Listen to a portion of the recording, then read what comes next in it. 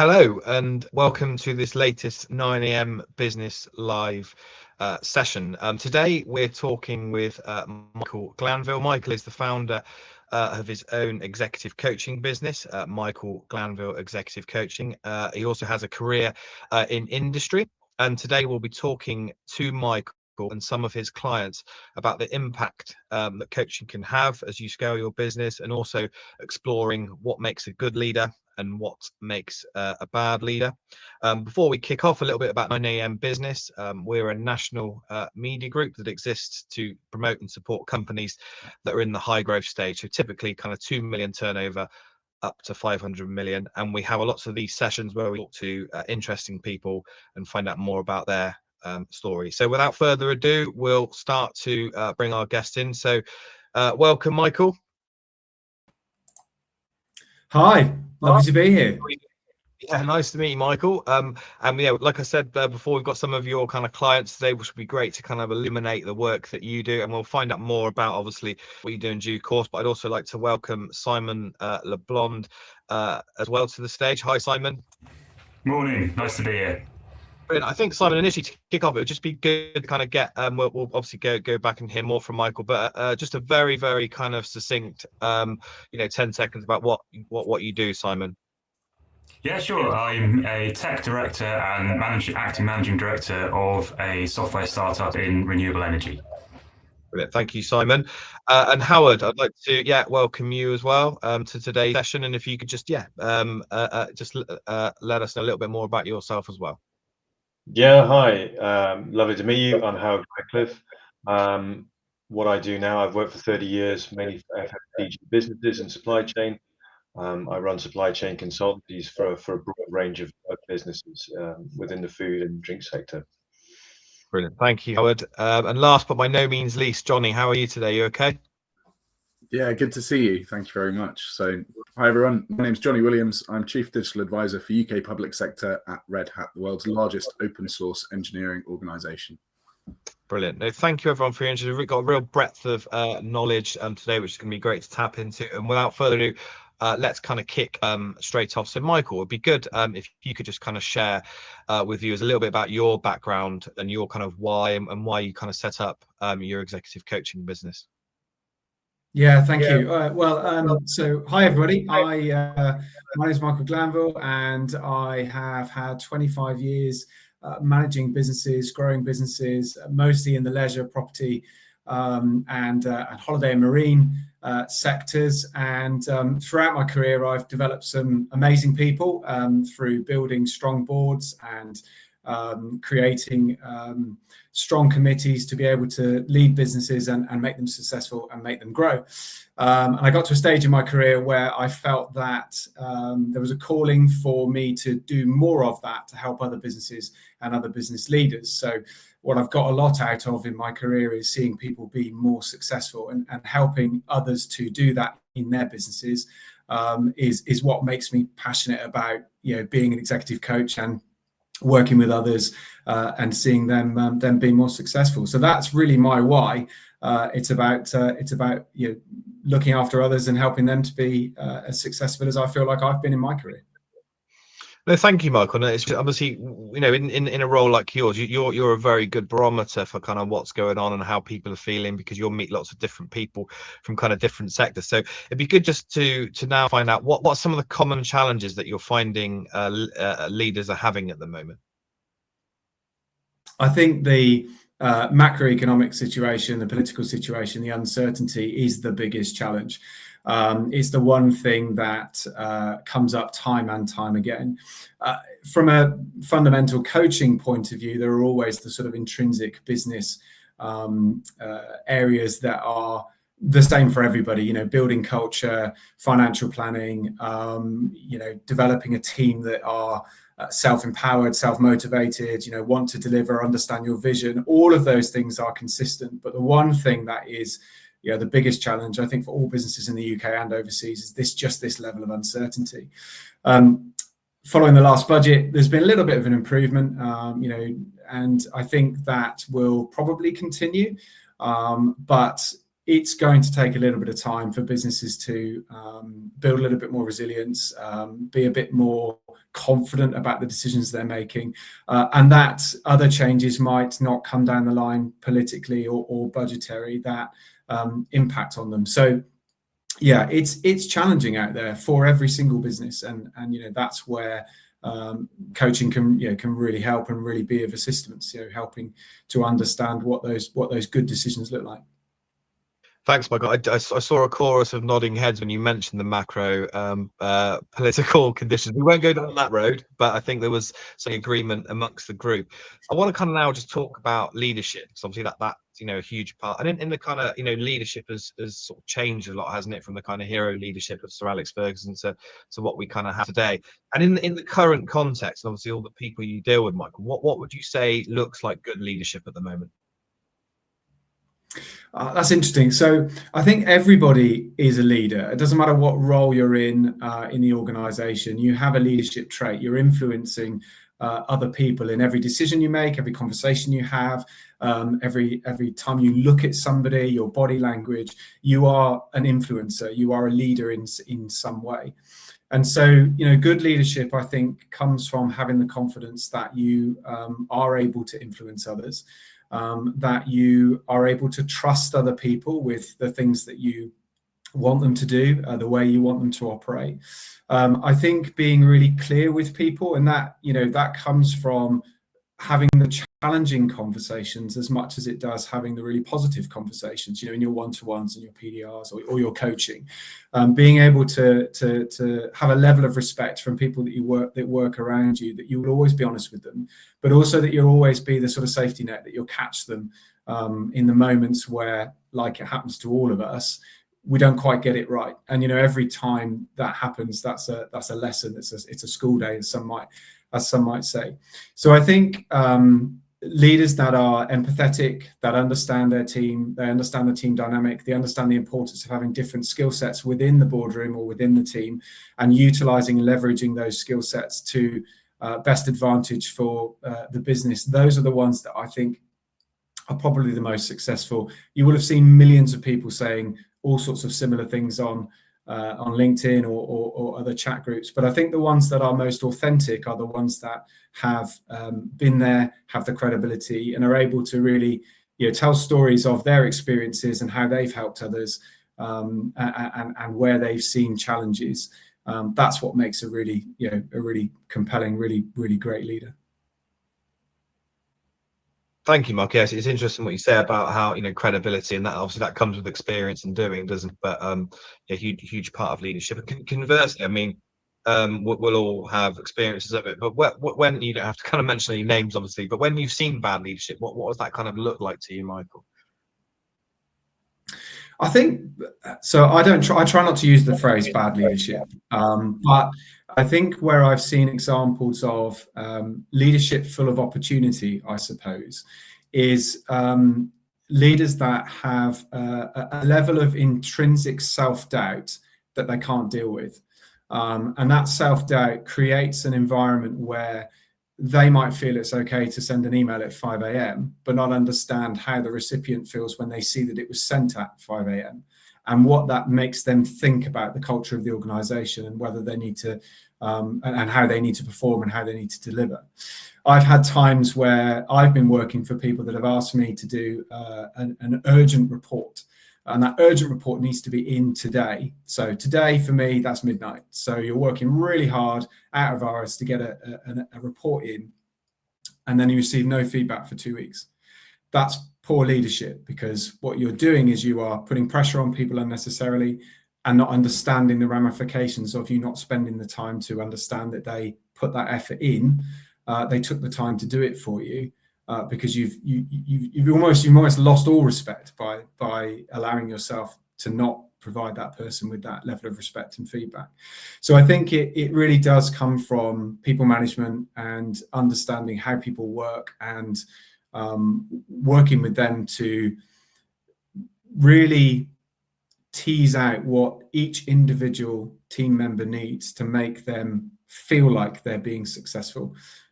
So bad leaders aren't able to do that, and that's that can be a bit of a challenge. Of course, you can get them a coach, and that might help them. But anyway, we'll talk about that in a bit. No, thanks, Mike. I think we've all had that urgent report email, and then the absolute ghosting. So no, that kind of I'm sure will resonate with a lot of people kind of viewing this. We're now going to kind of go on to the kind of the coaching segment, but I just wanted to kind of reach out to Jonny, Howard, and Simon. Anything you wanted to add on leadership at this point? Absolutely fine if not. No, that's sure. Some good point from Michael. I think in terms of leadership, for me, when I've been led, if you like, good feedback, openness and honesty, and some inspiration as well. Feeling like you're inspired in terms of what you're trying to achieve, what you're aligned to, what the organisation is trying to achieve, and your part in that. Because for me, that really kind of gets you engaged with what you're trying to do, and it gives value to what you're trying to do. So good leadership to me is often about engagement and vision. No, thank you. Yeah, sorry, Jonny. No, I was just going to chime in, building on what Howard said, and equally what Mike was saying. I mean, I think fundamentally having a vision of what good leadership looks and feels like is so fundamentally important for business leaders. And it's really easy to almost just be complacent and take it for granted that leadership is this automatic default thing, but actually it's a muscle. It's something that has to be worked on and trained. And equally, where you've got people you can admire, who are people, for me, I'm very lucky to know Mike, for example, where actually good examples of leadership, but equally people like Jim Whitehurst, who used to be CEO of the company I work for, Red Hat, or people as well like Lieutenant David Marquette, who has written a fantastic book called Turn the Ship Around, and the idea of intent-based leadership, for example. So having those resources, much like anything, actually, I think it takes the work to be a really effective leader. So it's not just something that you can kind of sleepwalk into, I don't think. No, thanks, Jonny. Some really good points about obviously constantly working on it, because and improving, and that continuous improvement is so important. No, thanks, everyone. We'll now move on to talk more about coaching. As I said at the top of this call, our audience are all kind of leaders in scaling companies, so really pertinent, because as we all know on this call, running a business can be a lonely place. And it was interesting when I was doing the research for this call that there was some recent data from Amex which showed that entrepreneurs who do invest in coaching and networks actually outperform those that don't. So that's a really interesting stat. But Michael, I want to kind of kick off this segment by hearing you. Where does coaching fit into the life of a busy kind of CEO or leader? Because there's so many things to do, and you sometimes finding the time can be difficult. But if you could kind of talk about that would be great. Yeah, sure. So it's interesting you were talking about time, because time is a real issue. Budgetary constraints, of course, are put pressures on businesses, but time is a really big issue. And quite often when you talk to business leaders, that's the one thing that they say. I've got a huge list of things that I need to do, but I just don't feel like I've got the time to do it. Where coaching fits in, and this is what I tend to say, is that if you give yourself the time to step back from the day-to-day, if you give someone else a moment to be able to give you a little bit of objectivity, a little bit of challenge, a little bit of time to really help you think about you and how you perform and how you manage that time, in a way you'll create time. There's only 24 hours in a day, of course there is, but leaders tend to spend a lot of time thinking about the things that they are going to do rather than doing the things that they need to do in the order in which they need to do it.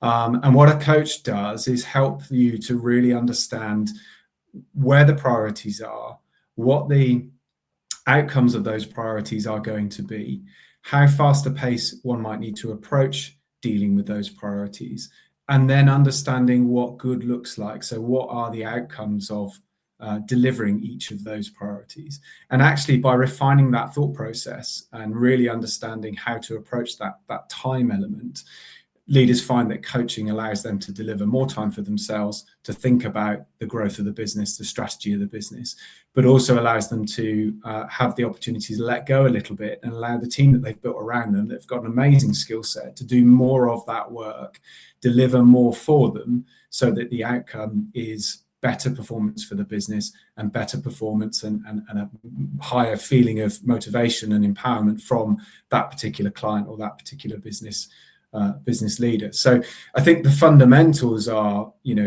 time management, business strategy, understanding the culture of the organization, understanding what you're trying to deliver, understanding the skill sets of people around you or the skills of the board around you, but also understanding where there might be gaps and where you might have people that are toxic or difficult or aren't adding value to your organization, and how to help understand what making a change looks like, and having the confidence to do that, and having the confidence to make those decisions. And that's where a coach really fits in. It helps you to align your priorities, align your thought process, and work with somebody who's outside of the business and can be objective, but understands who you are, what your organization does, what direction you've traveled you want to go in, and what your goals are, and helps you to understand where the next steps are for you.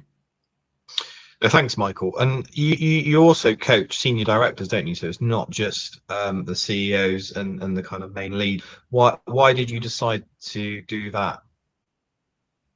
Well, I think there are loads of different coaches out there, and everybody does things in a slightly different way. And there are many coaches targeted at just chief executives and MDs, the leaders of the business. But actually, some of the best CEOs I've seen are the ones that understand that if you help the performance of the senior team around you, you're going to be more successful. And so actually, by investing in placing a coach with the really great people in your team, the ones that could do more and you can get more out of them and have got great skills to help enhance you in your business, that's really positive. And so, yeah, absolutely. What I do is with board and non-board directors, partners, CEOs, MDs, but it's that broad range of senior level individuals, not just the sort of people might say the top of the tree, I suppose, because that's what adds most value to an organization.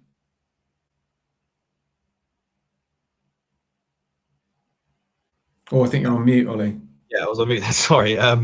We should have a jar. Put a pound in there. But I think what would be good now, Michael, just to get a little bit granular in terms of look at what does a sort of typical kind of program with you look like, and then obviously it'd be good to hear from Jonny, Howard, and Simon about that as well. Yeah, brilliant. Okay, well, I do things a little bit differently. I run a 6-month coaching program, and the reason I do that is so that I can work with the individual leader to understand their business and understand them. So it's quite difficult to just see people on a one-off basis, because you don't build a relationship, and relationships are built on trust. And when you start working with somebody and building trust with somebody, then you feel like you can give more away, and you feel like that you can get more back. And so, yeah, my coaching is a 6-month program working with senior individuals, and we take clients on a journey, and I'm sure Howard and Simon will talk about this. The journey starts with who you are, what your strengths are, what your ambitions are, where you think your opportunities are. We use some tools like Myers-Briggs and Strengths Finder to really tease out where those strengths are and harness those for the sort of next stage of understanding what being better or being more confident or making good decisions looks like.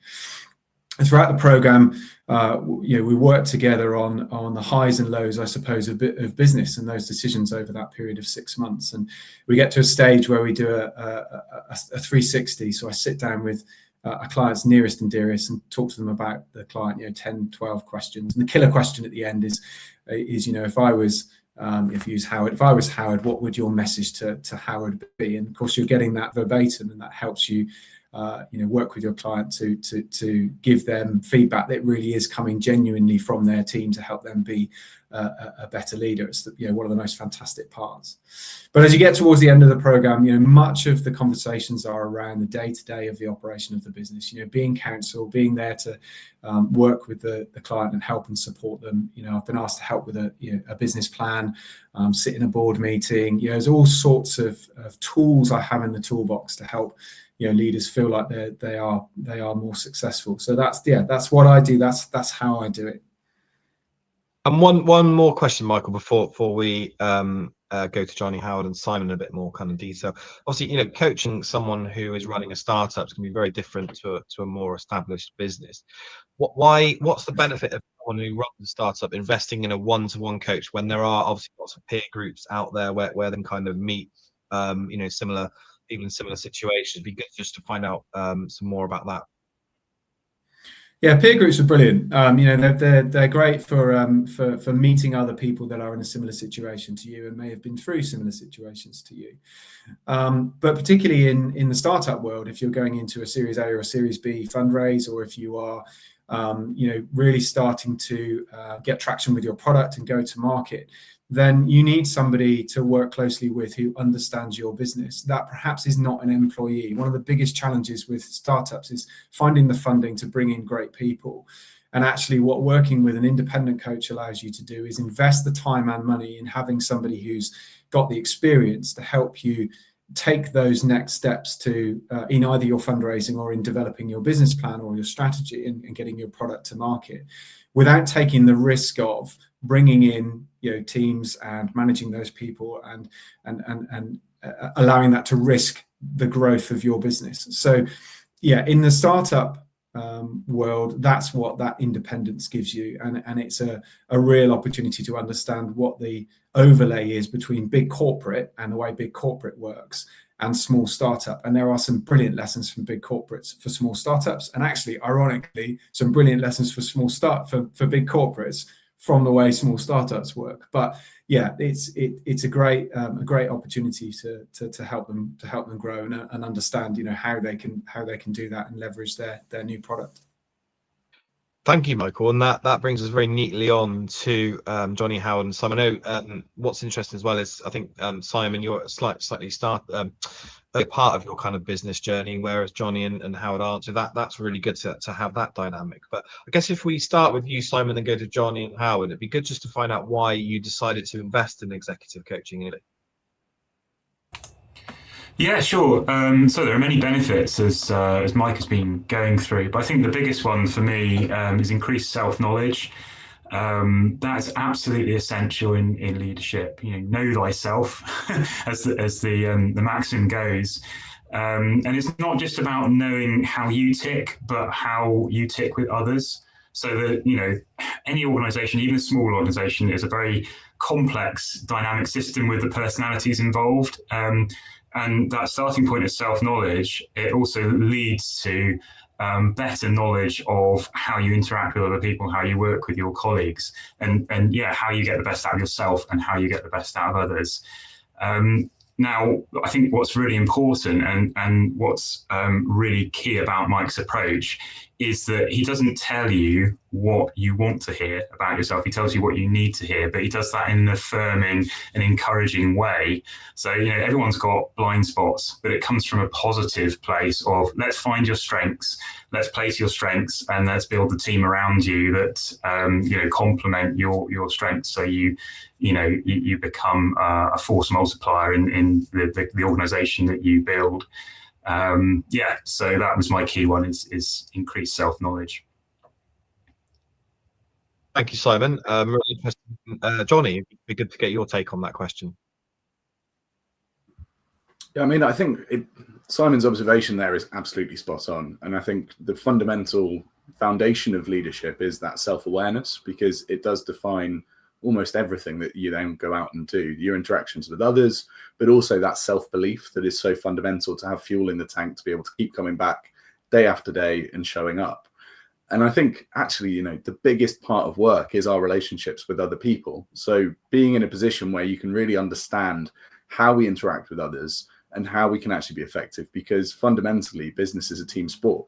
So if we're going after our goals and ambitions, both on a sort of personal individual level and a corporate level, it's fundamentally important to really be able to engage with the people around us.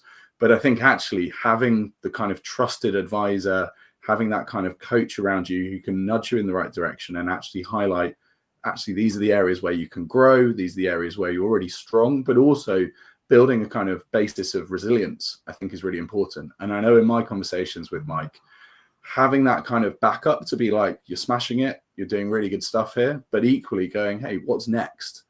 Having someone who can ask provocative questions, having someone who can actually try and nudge you on your journey, and also understand as well that you don't have to be the finished article. I think all of that is really, really important, being able to understand a journey of growth and also develop a confidence in that vision for what potentially could come next, because, the future is often blurry. And I think there's a colleague of mine that I work with, who gave a fantastic talk calling out the fact that actually, 5 years ago, we probably wouldn't have expected like what was going on with the pandemic 6 years ago. In more recent times, 3 years ago, what's been going on with AI and how that changed the business landscape. So the world moves quickly, change comes fast, and actually building a foundation of confidence in yourself is one of the most important things you can do. And I think that's where coaching is one of the most really powerful enablers that you can invest in. No, thank you, Jonny. That was really, really interesting. And Howard, yeah, be good to get your take as well. Yeah, thanks, Ollie. I guess there are quite a few reasons, actually. As Mike knows as well, I've done a lot of sport in the past. So using a coach from a sport point of view always kind of made sense. You knew you had some ability, and using a coach didn't make you feel like you didn't have the ability. Using a coach helped you get the best from your time. So coming back to Mike's point about, being a busy exec, a coach really helps you get the most from your time, the best bang for your buck, if you like, in terms of the effort that you're putting in. So that was one thing, for me, using a coach made complete sense, because if you want to get good at something, it's always good to have a coach to help you to get there. I think the second thing is, people talk about knowing yourself, self-awareness. I think personally, anyway, as you try and improve in life, you become more self-aware. But self-awareness can kind of get caught up a little bit in terms of perception as well. So you think through a lot of things, and if you're not careful, you live in your own little echo chamber of both good and bad. And using a coach for me is a really great external reference point. It brings clarity into a situation for you. It helps you really think through things in a different way. It challenges some of your preconceptions about things, both good and bad. And I think, as Mike talks about in terms of the 360, at times it's great to have that input, because usually it's a lot better than you think it's going to be. And that helps with things like self-confidence. It helps with motivation. It helps you be honest with yourself. And all those things, I think, as Jonny has picked up on as well, help with confidence, resilience. Business is changing. It's uncertain times. I think we've been through a phase of business which has been quite steady, if you like, and it's not anymore. And being able to use that and thrive in that is really important. So knowing yourself, knowing how to get the best out of the people around you, knowing how to interact really well with the people around you, is really important. And all those things are the things that I felt were really good reasons for coach. Well, thanks, Howard, and we'll go Jonny, Simon, Howard, for this one. And I think I think we've all kind of touched on it. Do you feel then, having gone through the coaching program, that you are a better leader now, and you're actually seeing the results in your business? You can actually see the differences. Jonny, has that happened? So for me, I've not actually been through Mike's full coaching program yet, but I have been really fortunate to have a bunch of valuable conversations to help me reflect on where I'm going, where my career is. And in part, that's because of the fact that I'm working side by side with C-level executives every single day. So actually, my work with Mike hasn't been from that coaching perspective yet, partly because I think I'm taking the steps with someone like Mike. And at the moment, I really, really benefit from his advice, guidance, support to get me even closer to those roles and get me even closer to that level of experience and expertise where both I can relate, support, and advise, especially in my current role, people in those C-level positions, while also working towards my own personal career aspirations of getting to that level of being a very senior level of executive effectively. But really importantly, and why I've really enjoyed speaking with Mike and having these conversations and exploring which aspects of coaching might be beneficial for me, what's been most important is recognizing that actually those aspirations aren't there from a kind of almost like selfish pursuit or just pure ambition, actually finding meaning and value in the work, because life is too short just to do this work without effectively loving it, enjoying it, finding meaning, finding purpose. And equally, I think we've talked previously about burnout as well, and how easy it is to get to a place of burnout, really, if you're almost on the treadmill without goals, vision, ambition, but also that self-knowledge we've already talked about that can actually, again, give you the kind of capacity to keep going. So my conversations with Mike have just been really insightful and enabling, but especially because it means that I can relate more closely as someone who is advising day to day senior level executives on really big decisions, especially across the UK public sector, across government. So having these insights from someone who's actually been on the ground, who's been leading large scale teams, and who has actually worked at that level and has been able to negotiate with the board, for example, for me, that's invaluable, because it's like having someone I can just go to as one of the most reliable sources of knowledge, information, but also reassurance to keep going, keep forging ahead, and to keep working at that level that I believe in myself. But it's really, really comforting to have someone going, yeah, you're doing the right things, you're on the right track. So for me, that's been the sort of huge value of working with Mike, speaking with Mike, and also exploring the sort of future potential of going through the full coaching program, especially as Howard alludes to, that 360 feedback, which I think would be really, really valuable. Brilliant. No, thanks, Jonny. Yeah, so I know you haven't kind of gone through the whole coaching program yet, but I think you look well primed to do so now. And yeah, it'd be good to see the impact that Michael has had with you. And Simon, yeah, it'd be good to get your kind of take on the the kind of real improvements you've seen through from going through the program. Yeah, sure. So from someone who has been through the full program, I can echo your kind of perspective, Jonny, that really it does pay dividends in so many ways. So I've seen sort of material improvements in my leadership from the kind of sort of background level, if you like, of self-confidence in how I make decisions and strategy and so on, kind of like the kind of background, sort of strategic level, if you like, high level of you as a leader. But then there are some really kind of material, practical things that I've picked up through the coaching program that I can do day to day that are, sort of actionable, concrete things like tool sets and so on. So things like regular one-to-ones with team members and so on, and how those are structured and how you approach those and how you action things from it. Presentation skills, help with preparing things like business plans, something that I've never done. So I suppose my kind of overall reflection is it's a program of structured spontaneity. There's real structure there, and there's a real kind of steady progression of improvement at the kind of strategic level. But because Mike has lived it, right, he's faced many of these challenges that you're going through day to day. He's like got this toolbox of, I've been there in that situation before, and this really helps, and let's work on this thing that's right in front of you right now. Drop the structured program for a moment, for half the session, and just deal with this issue.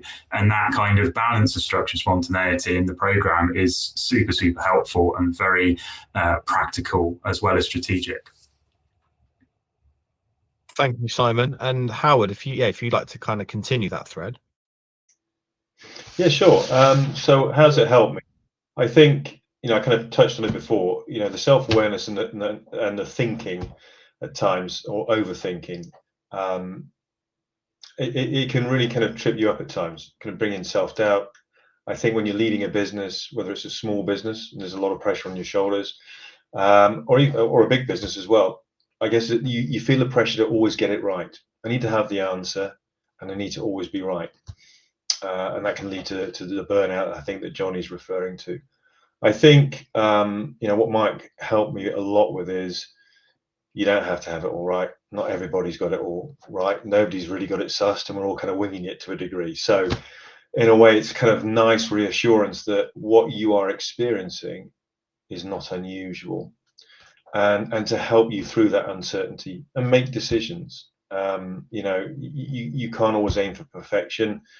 Action is always better than inaction. And I think I've often say it now, imperfect action often outweighs perfect inaction, if you like. So, with Mike, that really kind of helped. It really helped me to think, no, we're kind of making progress. We're making a step forward here.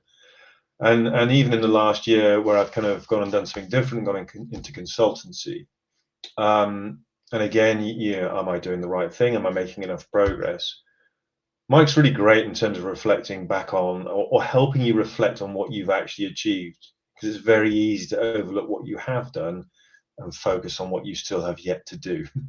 So for me particularly, that really, really helps to make you think, no, we're doing okay. We're moving in the right direction.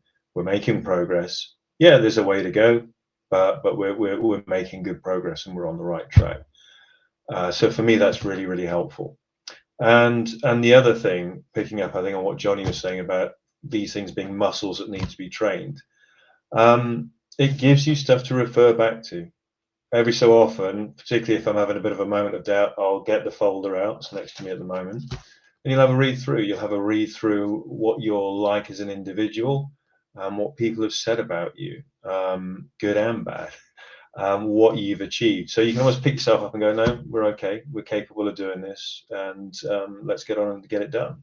So I think that for me has really helped from a resilience and focus point of view this year. So yeah, really, really helpful from that perspective.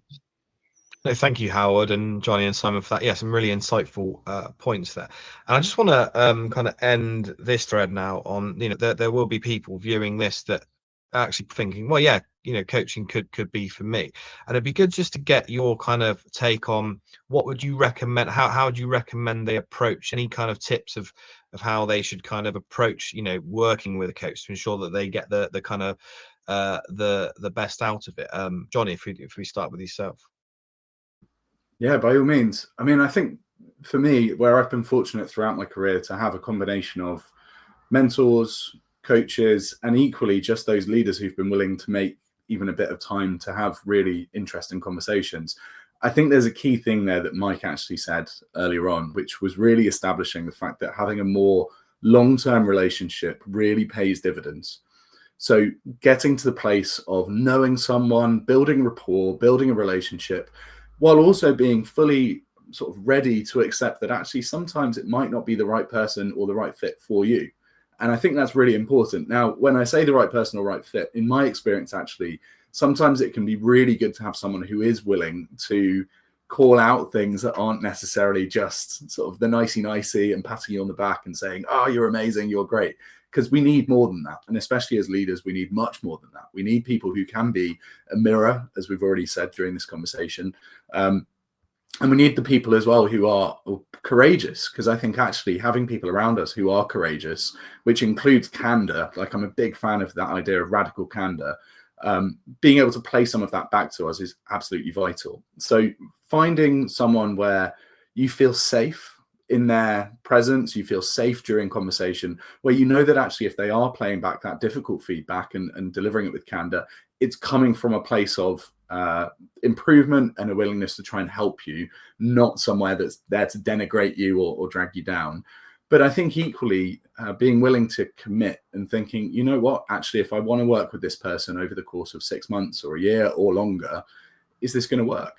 Can I see this? And that takes a bit of time to feel out. And I think finding someone who you're able to have those early conversations with, whether it be a coach or a mentor, or again, someone who you want to partner with, I think that actually finding that they're able to have conversations over the course of a few weeks and almost consult with you in an open way is how you build some of those foundations that enable you to have a really rewarding coaching relationship. But I think for me, especially as well, just it starts with acceptance that actually there's probably a lot that you could gain, and being willing to commit to the investment is probably the most important thing, because otherwise you'll start the journey and then almost back out, which means that you're not gaining anything. Thanks, John. I think some really good advice there, Simon. If you want to build on that, about obviously, it's a fundamental thing. You have to kind of commit to it, don't you? Yeah, absolutely. And just echo a lot of what Jonny was saying there. Like anything in life, you get out what you put in. I do think the program contains all the raw ingredients and is very carefully thought out to maximize what you put in.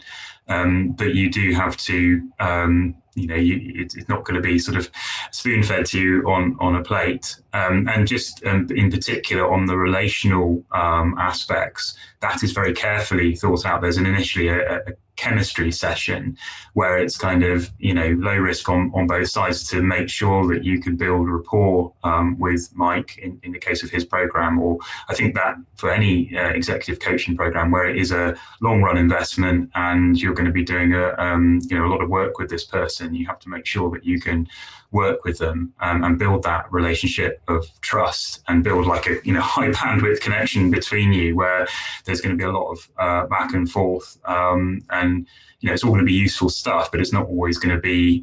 Some of it's going to challenge you, and that challenge has to come from a place of in the spirit of encouragement and growth, and so on, and not feel like, as Jonny was saying, that you're being knocked back all the time. Building that relationship is important, of course, because it's a relational thing. Some of it has to come from you as well. No, thanks, Simon. And Howard, anything to kind of add to that, Fred? I think, but I can certainly echo what people are saying, what Simon and Jonny have said. I think working with a coach, it is a personal thing. You need to be able to get on with them. You need to be able to trust them. And if you really want to get something from the process, you need to be open and honest with them. So having somebody that you're able to do that with is vitally important. And on the flip side, the person has to have some credibility for me. Somebody's going to coach you. You need to feel they know what they're talking about.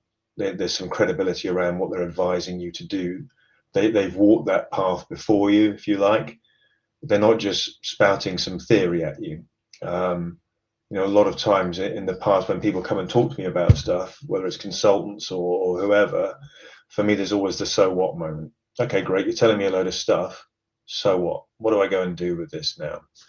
And I think having a coach like Mike, who's done that, is credible, has the ability to give advice at times. Often with coaching, and I'm not saying that's a wrong thing. You need to think it through yourself, but being able to have a conversation with somebody who has a good degree of credibility in a board environment, I think is fundamentally important for me.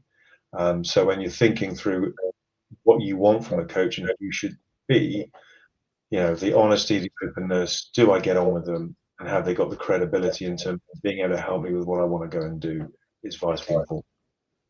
Thanks, Hal. Some really good points. I think, like you say, that credibility, that having been there and done it is such an important thing as well, isn't it? As well as just kind of preaching the theory. So, thank you, Jonny, Howard, and Simon for kind of your input there. Really, really insightful. And Mike, I want to come back to you to conclude the session. Obviously, we talked a lot about your executive coaching, but you also run workshops, don't you? You have your own podcast. So, it'd be good to hear a little bit more about how else you support companies as well and leaders.